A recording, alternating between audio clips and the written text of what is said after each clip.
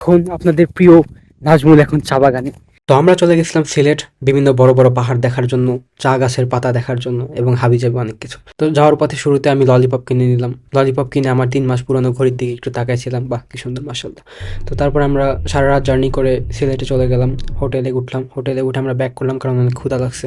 তো তারপর আমরা বিখ্যাত পানসি রেস্টুরেন্টে চলে যাই, যেখানকার নাস্তা এবং সব সব খাবারই অনেক নাকি সেরা। সো তারপরে আমি একটা চা খাইলাম। চাটা হচ্ছে নিমের পাতা দিয়ে বানানো, ভাই সেরা একটা চা। তো তারপরে আমরা আবার হোটেলে ব্যাক করতেছি কারণ আমাদের একটু কাজ ছিল এবং একটা মিটিং আছে যে কারণে আমাদের যেতে হবে।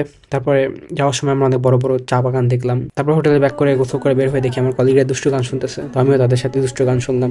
তারপর আমরা আমাদের মিটিংয়ে চলে গেলাম। তারপরে ওখান থেকে ব্যাক করে দেখি আবার আমার কলিগরা দুষ্টু গান শুনতেছে।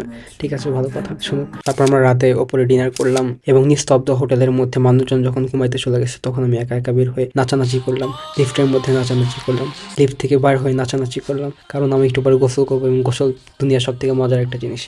তারপরের দিন সকালে আমি ঘুম থেকে উঠলাম। এমন একটা ভাব করতে হবে যে এখনই আমি ঘুম থেকে উঠলাম। আজকে আমাদের রাতারগুল যাওয়ার কথা ছিল। সো আমরা রাতারগুল যাওয়ার জন্য রওনা হইলাম। টুকটাক বৃষ্টি পড়তেছিল এবং ভালো লাগতেছিল জার্নিটা। সো রাতারগুল গিয়ে দেখি যে অনেকগুলো পাহাড় এবং পাহাড়ের ওপর দিয়ে মেঘ দৌড়াদৌড়ি করতেছে।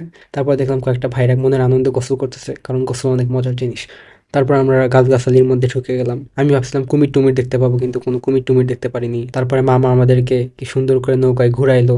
তারপরে মামা দুঃখের গান শোনাইলো আমাদের, তার মনের ভেতরে যত ব্যথা, বেডি মানুষ নাকি খারাপ, এটা বোঝানোর চেষ্টা করলো। তো আমরা চলে গেলাম হচ্ছে মালনীছড়া চা বাগানের ভেতরে এবং ভেতরে গিয়ে দেখলাম যে অনেকগুলো চা পাতা এবং চায়ের গাছ। তারপর মামা আমার জন্য অপেক্ষা করতেছিলাম, আমি ভিডিও করতেছিলাম। মামা আমার দিক তাকিয়ে কি সুন্দর করে হাসলো। তারপর আমরা ভেতরে চলে গেলাম। তারপর মামা আমাকে বুঝাইতেছিল যে কিভাবে কোন পাতা থেকে কি রকম পরিমাণে চা বের হয় এবং কোনটা গ্রিন টি, কোনটা হাবিজাবি, সব অনেক কিছু বুঝালে আমার মাথায় কিছু নাই।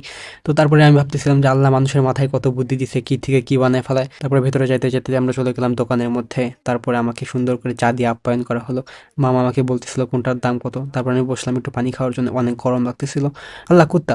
তারপর মামা আমাকে চা এনে দিলাম, চা খাইতেছিলাম টেস্ট করার জন্য যে কোনটা কেমন। তারপর ঠান্ডা পানির মধ্যে উনি আমাকে চা পাতা দিয়ে দেখালো যে কত জলদি রং হয়ে যায় এবং বুঝাইতেছিল যে এটা মনে হয় অনেক জোস। আমিও বুঝে গেলাম যে হ্যাঁ হ্যাঁ অনেক জোস। তারপর ছাগলের বাচ্চা এসে আমাকে বলতেছিল হ্যাঁ হ্যাঁ এটা অনেক ভালো, আপনি কি নিতে পারেন।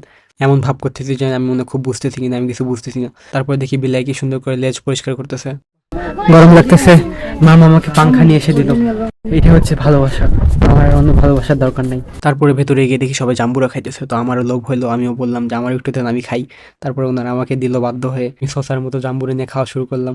তারপর আমি জাম্বুরা খেয়ে হাত ধুইতে চলে গেছি, হাত ধুইলাম আমি। তারপর আর একটু চা খাইলাম, চা খেয়ে দেখি উমা কুত্তা ঘুমাই গেছে। তারপর চলে আসার আগে আমি সবার সাথে একটুখানি ভিডিও করে নিলাম। তারপর মামা আমাকে আগাই দিচ্ছে এতগুলা চা নিয়ে।